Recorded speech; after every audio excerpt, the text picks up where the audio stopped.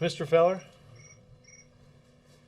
That was not there All already. right, I picked the umbrella and I'll leave the crickets alone. Go ahead, sir. Thank you. Two topics on the healthcare ruling. The passage here in which the judge says that the unchecked expansion of congressional power to the limits suggested by the minimum coverage provision would invite unbridled exercise of federal police powers. And this is not about just about healthcare, but it's about an individual's right to choose to participate. Doesn't this vindicate or validate a central argument of skeptics, which is that despite your intentions, you can't require people to participate in a law like this? Well, I think a couple of important things for perspective, Ben. First and foremost, obviously, the administration argued on the other side of this case and disagrees with the ruling. I do think it is important to keep some perspective about the fact that there are now 20 or so cases making their way through federal courts. The court, this was the Eastern District of Virginia. 115 miles away, the Western District Court of Virginia ruled November 30th to uphold the same provision that the Eastern District and its judge had ruled against. So I think the other court, the Eastern District of Michigan, on October 7th ruled in favor of the law as it was passed. So again, we disagree with the ruling. Obviously, the individual responsibility portions of the Affordable Care Act are the basis and the foundation for examining and doing away with insurance company discrimination on behalf of pre-existing conditions. Obviously, without an individual responsibility portion in the law, you could not find yourself dealing with pre-existing conditions, because the only people that would likely get involved in purchasing health care would be the very sick, and obviously that would be enormously expensive. So given that it is so fundamental to the whole law, and you have these different court rulings, is it clear to you that this is going to go to the Supreme Court? And if so, I am not a legal scholar, Ben. I think it is safe to say that because there are several other cases in the pipeline, and because of, again, you've got disparate court rulings 115 miles away, that the bill will continue to have its day in court. I do think it is important that even this judge ruled that the bill continues to move forward in terms of its implementation, and obviously the individual responsibility aspects of this legislation weren't to go into effect until 2014, so there's some time to work this through. Just to wrap up this part, what gives the White House confidence that ultimately it will prevail if this case continues to go to the Well, again, House? I think, and I'm certainly not been a lawyer in terms of the legal arguments that underpinned each of the briefs, but I would say that challenges like this are nothing new in terms of laws that have come before the courts in the past, in which our position has prevailed. We're confident that it is constitutional, and quite frankly, of the three courts that have rendered decisions on this question, two have ruled in our favor. Real quick question on the tax deal. Mm-hmm. Democrats in the House are talking of targeting the estate tax provision that they're unhappy with, and maybe dealing with that in an amendment or legislatively trying to change that language. Is the White House urging those Democrats not to do that out of fear it could cause the whole deal to unravel? Well, I will say this, Ben. Obviously the Senate is going to vote on have a procedural vote a little bit later on this afternoon. I think the president is encouraged by what we hear in the Senate, and believe that the legislation will pass that hurdle and be one important step closer to passage. In terms of, I'm not going to get involved in sort of what the amendment process might be in the House at this point. I think you have seen, whether it was in here on Friday with former President Clinton, or whether you have seen just this morning that this is something that has broad bipartisan support in the public. It's an excellent, it's a good agreement. It's an excellent agreement on behalf of millions of Americans who won't see their taxes go up. Those that are impacted in having lost a job in this recession will have the security of knowing that their unemployment benefits won't fall victim to politics, and the middle class will enjoy a significant tax cut in the payroll tax portions of this bill. So we are encouraged that we get closer and closer each day to having this agreement become law. Can you talk about the initial reaction to the healthcare ruling? Were you surprised by it? No. And how concerned are you about the fact that there's a lot of other lawsuits out there? Well, again, this is the third federal court that's rendered a decision on this portion of the Affordable Care Act, and two of those courts have upheld it. So I think we are confident that the Affordable Care Act will be upheld. So what's the next step for you? Well, the Department of Justice obviously is going to have to make some decisions about appealing this particular case. My sense is that that appeal decision is something they'll likely make, but I would point you over to them. Okay, and just a question. Larry Summers gave a farewell speech today at a think tank, and I'm just wondering how the decision-making is going on his replacement. Do you still hope to do that before the end of the year? Look, I will say that it is. I'm not sure that that's going to get done by the end of the year. Obviously, a whole host of lots of legislative work around the lame duck, with the budget, taxes, START, Don't Ask, Don't Tell, the DREAM Act. There are a whole host of things that have taken up a bunch of bandwidth and a bunch of time, and it's unclear to me whether that'll get done before the end of the year or not. Jake. It appears that one of the main reasons why the judge ruled this way, ruled that Congress exceeded its constitutional power, is because, for what I can only imagine were political reasons, the word tax, in terms of the penalty for those who don't have insurance, who can afford it, was replaced by the word penalty. And he said because the legislators who drafted... I have been getting ready for this. I have not had a chance to read that, and I know our folks in here are taking a look at it, as well as at the Department of Justice. So I don't have a direct response to the judge's, some of the individual reasoning in the judge's decision, just because I have not had an opportunity to look at it. Well, I mean, this is how it is. I'm just reading his own... No. I'm not doubting that what you read. I'm just saying I have not had a chance to read it, and I have not had a chance to talk to counsel here about how they take it. All right, well, the question would be, was it in retrospect a mistake to change the terminology from... Jake, I understand you're not ready to answer it right now. Maybe you can get back to me. I need some time to have somebody take a look at it. Okay, but can you get back to me on that point, though? I'll see whether they can, yes. Okay. You keep talking about the two other cases where the judge ruled otherwise. In those, it's my understanding that those were Democratic-appointed judges, and in this case, this judge was appointed by a Republican. Is politics, you think, playing into any of this? I Dan, don't know the answer to that. The judges clearly make different decisions based on different points of reasoning.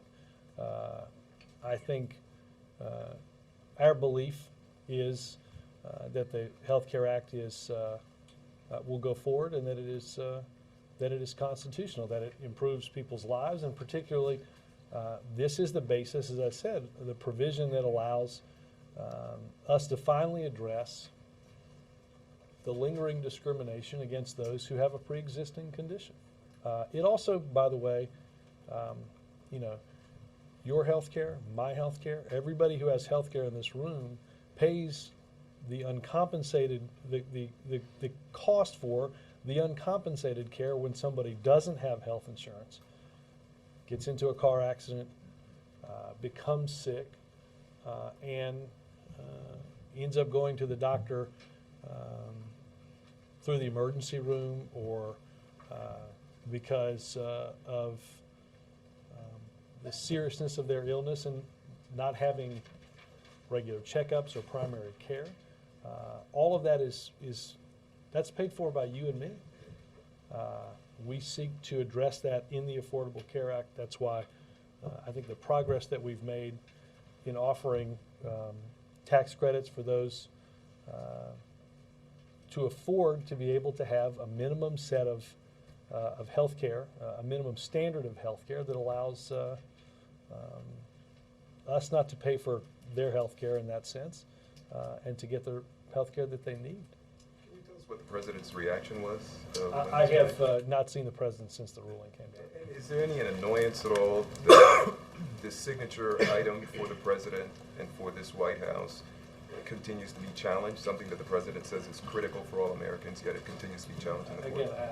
Again, I can't speak to the motives of, I would appeal only on this basis. I don't remember quite the coverage when both courts upheld the law, but that's just from the cheap seats of being an armchair executive producer. Well, you do mention that sometimes when planes land safety, there's not breaking news. Can I get another crack at a question? You could try. Okay. So, do you, the Congress... You're sort of like the district court. One court ruled it. Go ahead, I'm sorry.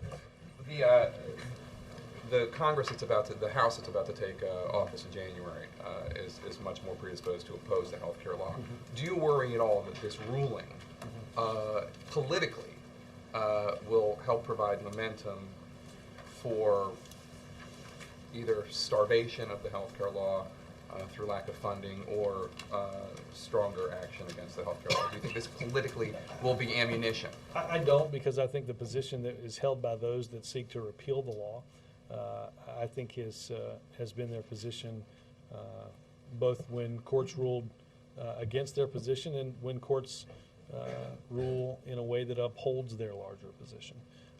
So I don't think that impacts it. I think it is important to understand, though, when you roll these provisions back or when you repeal these provisions, the impact of that is, as I said, it's if you are somebody that cannot get health care because of a pre-existing condition, the guarantee that when this is fully implemented in 2014 that you'll be able to do that, that's wiped away in a ruling like this. And I think that's important for everyone to understand.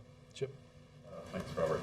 Given the signals that Henry Hudson had sent in previous writings on this back in October, for example, would you have been surprised if he had done anything other than what he did in this decision? As I said, I don't think the decision today was, and how he decided it was a surprise to anybody here. You said you're not a legal scholar, and I'll accept that, although, but anyway, the president is, or I at didn't least... go to law school like you did, Chip, and that's worked out so well you're here in the front row of the briefing room. So, Savannah as well. Yeah. I hear the theme music to LA Law playing in the Go ahead. That's our paper exactly, chase. that's exactly what it was like. Yes. But the president was a legal scholar, Yes. and still is. And you said you haven't talked to him I since have this came not. down. But has he been keeping up on this, talking to the attorney general? Does he get personally involved in Well, making the arguments and I'll say discussing? this, not that I'm aware of with Justice. Obviously, in our regular meetings with him, White House counsel Bob Bauer will update him on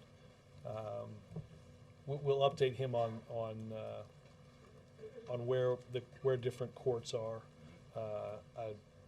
A few not long ago in terms of the Western District of Virginia, that was something we covered. I don't honestly remember, and I can go back and ask and see if whether or not he's read Not just read whether rulings he's read before. and whether he gets briefed on them, but does he put in his 2 cents and make suggestions about how to argue Let me these take things? that question. Not that comes to my memory, but let me go flesh that out with others who may. I don't think this has been asked. START, where do we stand on START, and is it still the president's position that he's going to stay here until it's done? Yes, to the second question, I think, quite frankly, I think it's probably one of the next couple of pieces of business that the Senate will move to not long after the procedural vote, and then obviously it's unclear yet the number of hours of debate after the procedural vote today before the Senate takes up for final passage of the tax agreement. But I think fairly soon after, the Senate will move to the debate on START ratification. Our belief is, as you've seen a number of Republican senators come out, that this is a treaty that has the votes to pass the Senate, and I believe will pass the Senate before Congress goes home for the holidays. So he stay here until Christmas Eve or beyond if necessary? If that's what it takes. Right up till New Year's Eve, if that's what it takes. I think the president's hopeful to spend a little time with family and friends in Hawaii, but if Congress is here, the president will be here. Sounds like any chance of getting out this weekend is. I think you've got a few extra days to pull together those Christmas presents that you've put off buying. I think obviously there's a decent amount still left that getting out of here Friday or Saturday is probably not the day I'd pick in the pool. And would he also stay until Don't Ask, Don't Tell his? I think his I'll say passport? this. I think the president will be. I think the president will be in Washington and in the White House for as long as Congress is in session this year. Any comments on the Boehner interview last night? I only saw some clips of it, so I don't have anything on I that. won't go there. I saw that. No, I was going to talk about golf. I wasn't going to talk about. Does the administration view the mandate to purchase health insurance as a tax? Look, again, Mike, I'm not a lawyer. I think we look at it as the basis by which the basis by which we can address important issues like the discrimination against those who have a pre-existing condition. We look at it as how you deal with uncompensated care as a result of people going to the emergency room and everyone's health insurance going up as a result of that. It's one of the legal arguments against this ruling seems to be that it goes against Congress's ability to issue a tax. Again, I have not, as I said to Jake, I have not had an opportunity to speak on the merits of some of what the judge ruled.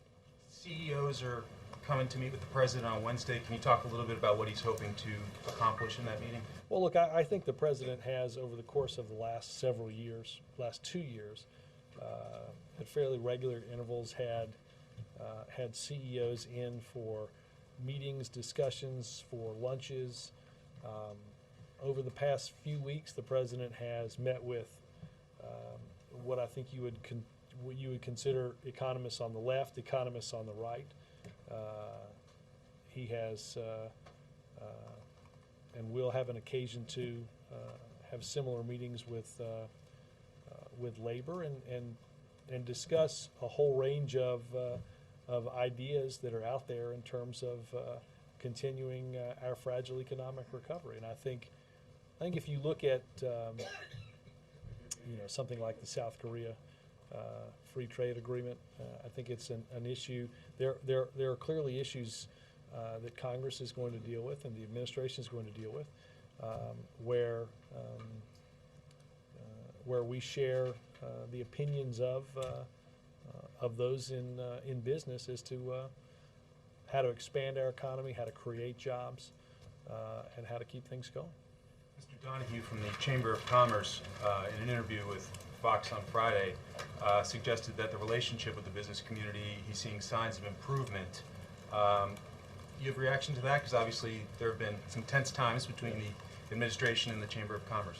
Well, look, I think whether it's obviously one of the biggest proponents of the Korea Free Trade Agreement was the Chamber of Commerce. I think that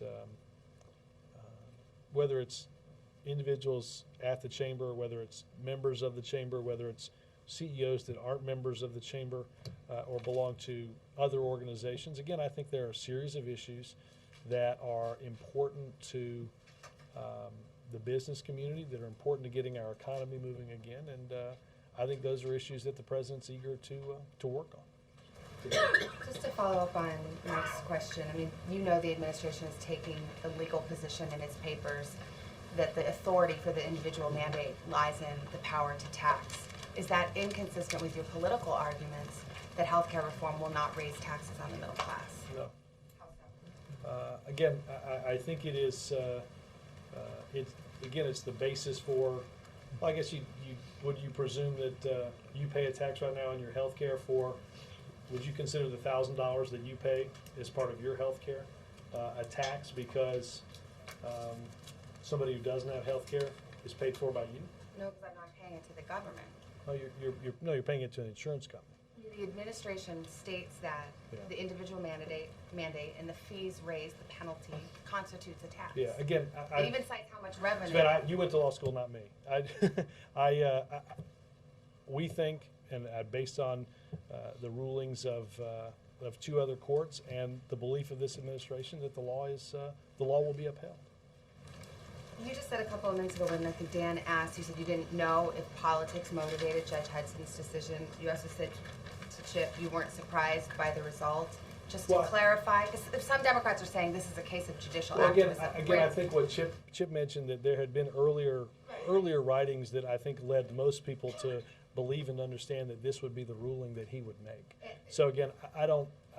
You're not signing on to Democrats who are saying this is a case of judicial activism by a Bush appointee. Well, again, I'm not rendering a decision on that. I'm just saying that I think some of what we've heard about this case. Look, I don't think there's 115 miles away, a different judge in a different district rendered a different decision. So I think there obviously are a number of different viewpoints on this. Our belief is that when all of the legal wrangling is said and done, this is something that will be upheld. Yes, ma'am. On the tax deal, there was a poll this morning from the Pew Center that found that there was support for the tax compromise fairly evenly distributed, with Democrats just as likely as Republicans to support that. Do you think that I that's think I tried to make that point last week. do you think that that's a sign, and does the White House believe that the rancour that we've heard from liberal Democrats in Washington is not reflective of how the country as a whole, how Democrats in the country feel about it? Well, again, I think whether you, we sent out the statements from a number of people across the country that represent Democrats, Republicans, and independents, mayors, governors, governors-elect. You heard from, in this room, former President Bill Clinton. I think the notion that the view of some in Congress is monolithic to the viewpoint of every person in the party, I didn't think that then. I'm not surprised by the polling that shows that a vast majority of people don't want to see their taxes go up at the end of the year. So do you think that the protests, very loud protests, in fact so loud that they're put passage in the House in some doubt, are what's behind that if it's not reflective of how people really feel? Is it just politics? Well, again, Laura, that's I think a question for them. Look, Your analysis. I understand that people are frustrated that as a result of a whole series of things, we find ourselves having to make an agreement that contains things that the president finds less than satisfactory. That's the nature of how this place works. But again, I didn't think last week that it was the monolithic viewpoint of every person in the party or every person even in the progressive wing of the party. Yes, sir. Robert, is the administration inclined to seek an expedited Supreme Court ruling on this healthcare matter? Mark, again, I think I'd leave that to the Department of Justice, who will make some legal decisions on that. On tax cuts, why is the president doing this mini media blitz this afternoon with 4 TV stations? Well, again, I think this is, I think the president is just looking for more ways and more opportunities to talk to the American people about what he thinks is important and what's good in this agreement. And I said this a lot last week, and I should start this week by saying it again, and that is, if you look at the individual components of this agreement, they make sense economically. We are, by preserving the rate for middle-class taxpayers, for providing them certainty and not having their taxes go up at the end of the year. We're taking the politics out of unemployment insurance for the 2 million people that would stand to lose those benefits this year and the millions more next year that could see those benefits threatened. The payroll tax cut is important for middle-class families. It's obviously a tax that you pay taxes on your on Social Security up to $106,800 of your income. By reducing the amount that an employee is required to pay into that, that's money that's going to come into that money will be in the pockets of those middle class families. This makes sense for the economy. It contains things that the president doesn't like, but it contains much more of what we think is necessary and what we like than there is to dislike. How did you choose the cities that get the interviews? Finkenbinder with a dart, and no, I mean No, just really. it's I know you're not a lawyer. It's I am, but I'm a good dart thrower, and no, we look truthfully. We picked a few markets around the country that represent some geographic diversity: the South, the Midwest, the West. We had animated discussions with scheduling. I would like to do 14, not 4. So I think it's a good opportunity to talk to the American people. Right. He said he wanted to do 14. No. This is it's a sort of argument that we were having with To scheduling. follow up on that, were they in districts where there are members who are undecided? I have not heard any discussions about that, so I don't. They were not picked because of that. I'd like to shift to the Afghan review. That's coming up, I believe, this week. What's the outline? What's the plan? Is there like a final NSC meeting that the president attends? Well, the and president- when we hear from The president's regular monthly AFPAC review meeting will be Tuesday, tomorrow morning at 11 a.m. As it's scheduled now in the Situation Room. That will have the people that you're used to seeing at that meeting. The president will make a statement on Thursday, and we will have there'll be a public release of our for the December review. That will happen on Thursday. Of a document, and then it's I think it's our hope that after that we'll have in here, schedule permitting, Secretary Gates and Secretary Clinton and others to take some questions on the review. and Thursday. And should we expect any broad changes in policy or anything? I don't want to get ahead of all the meetings. I think we are, as you've heard the president say on his most recent trip to Afghanistan, I think we are seeing some progress. We still have, and I think you know many of them. We have many challenges in both security and governance. We have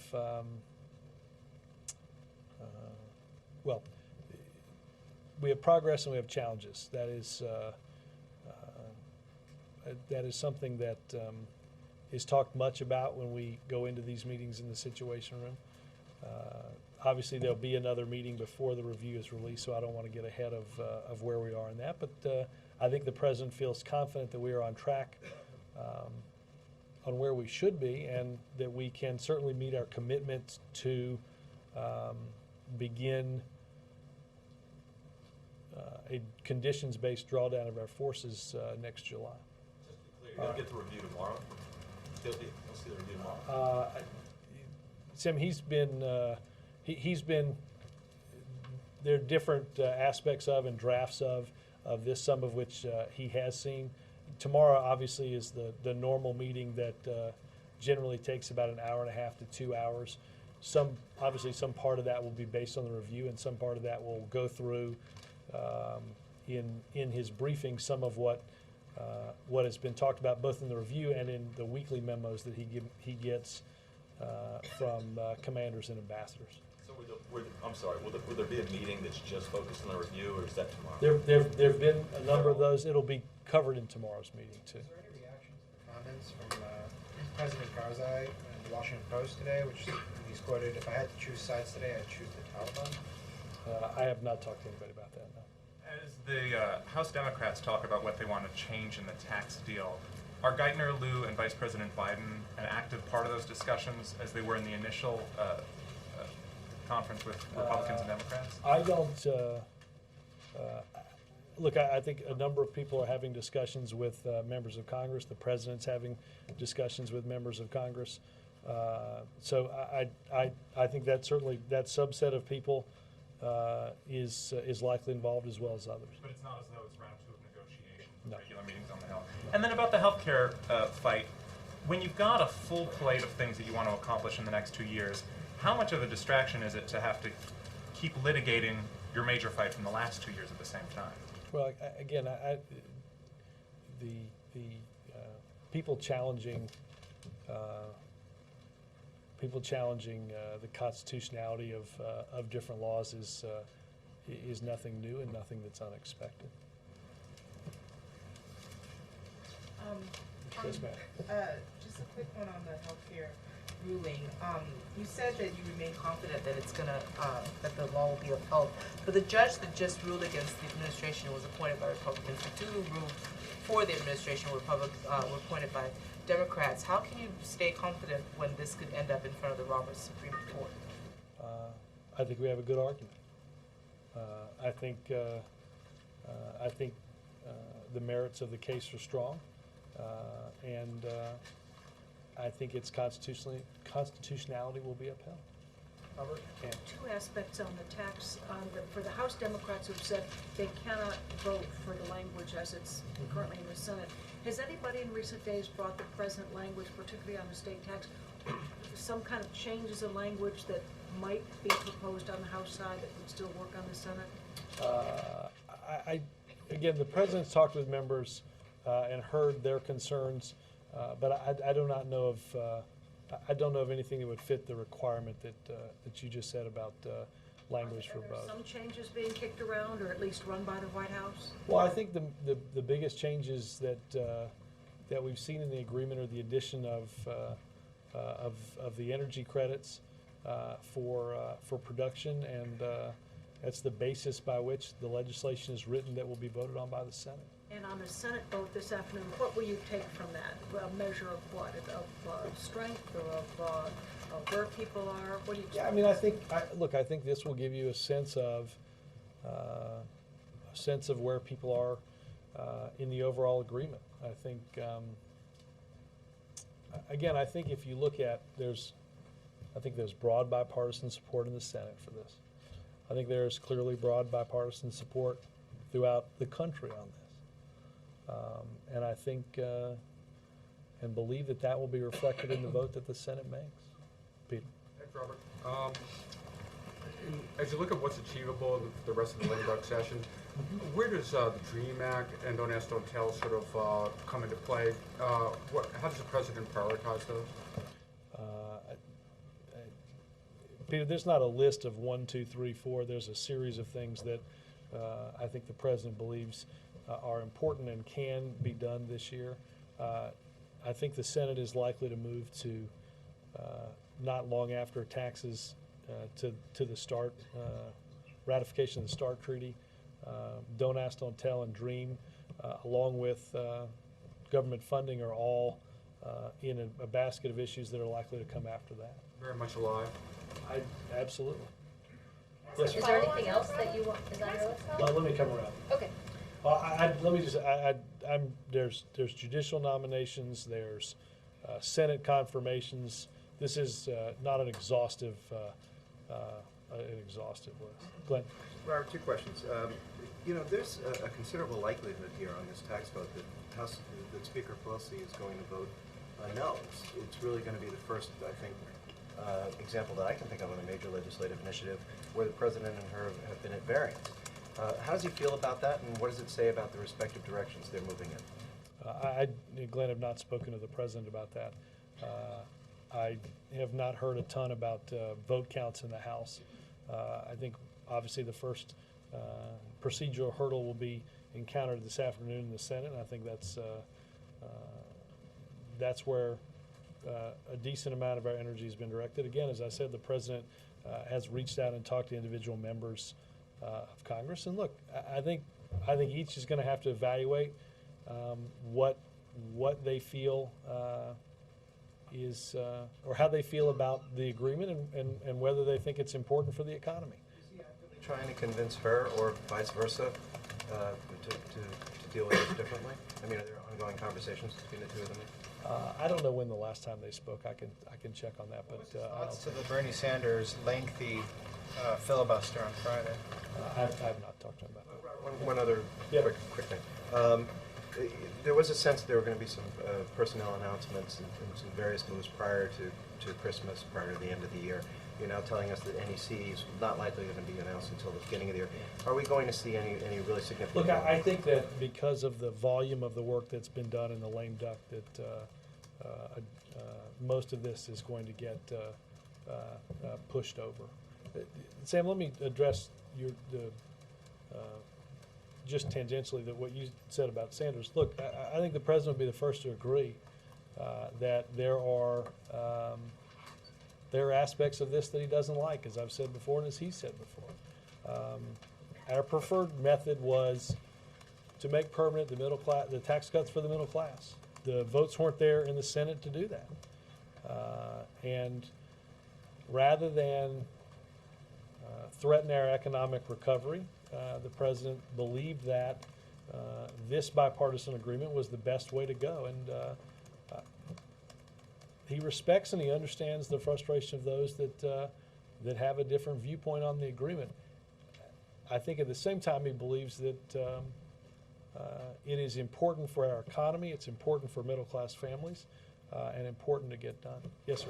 Robert, just to be clear on Don't Ask, Don't Tell, will the president direct the Senate to stay in session longer for this week if work on repealing that law isn't finished by the end of this week? Well, again, I think that I think the Senate is going to be in longer than this week, and I think there's no doubt that based on the votes last week, it's clear that a majority of the Senate supports the president's position of doing away with Don't Ask, Don't Tell, repealing that. And certainly our hope is that that the Senate will take this up again, and that we'll see this done by the time the year ends. Carrie? Follow up on that. New litigation was filed in courts today challenging the constitutionality of Don't Ask, Don't Tell. What does the president have to say to opponents of that law who feel like they need to pursue litigation and get that off the books? Well, I think the president would say the same thing that I've said and the same thing that Secretary Gates has said, that one of the two entities, either Congress or the courts, is going to repeal or do away with Don't Ask, Don't Tell.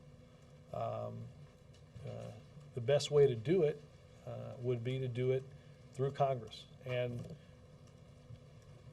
the House has passed that legislation, and it is clear that well more than a majority of well above a majority of U.S. senators believes that's the case as well. And I think that I think we're closer than we've ever been to making repeal a reality. Carrie? Yeah, slightly different take on Chris's question. The president is pledged to stay in town himself until START is done. Would he pledge to stay in town until Don't Ask, Don't Tell let is me done? be clear, Carrie. The president isn't. If START gets done, the president and Congress is here. The president's not leaving. I said earlier that the president will be here as long as the Congress is here, and the president. He pledged specifically though to stay in town until START was done. I mean, it's like. No, I think that we always envisioned that if the Congress was here, the president would be here. There's a whole host of important things beyond the tax agreement and START, don't ask, don't tell being one of them, that the president believes can be dealt with before Congress leaves town. If the legislative effort fails, are there other options on the table? I mean, this is a distinct possibility now.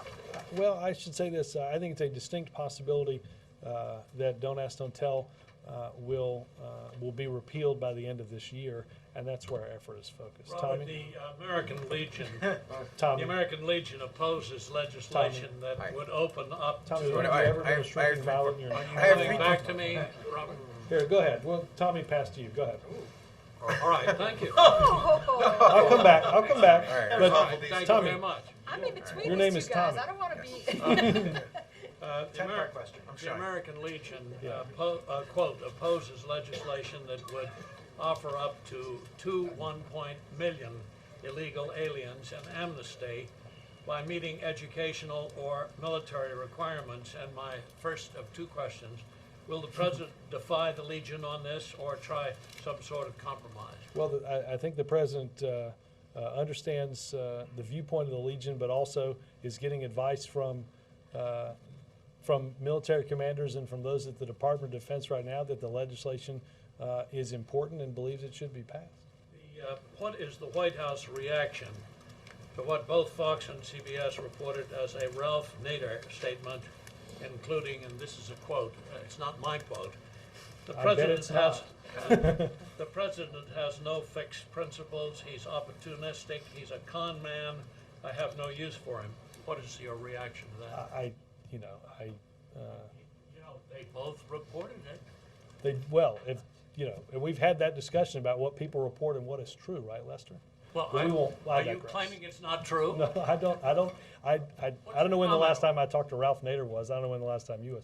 I don't have a specific comment to that. I think the president's viewpoint on this, Lester, is that we have to make decisions each and every day that are in the, and he makes decisions every day on what's in the best interest of the American people and of this country. Thank you, Robert. Tommy. Thank you, Robert. And thank you, Les. I have three quick questions.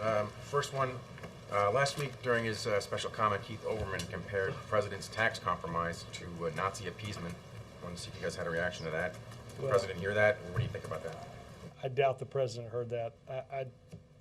I obviously I've given a number of answers that would denote that we think it's a good agreement. And I would say this to Democrats or Republicans.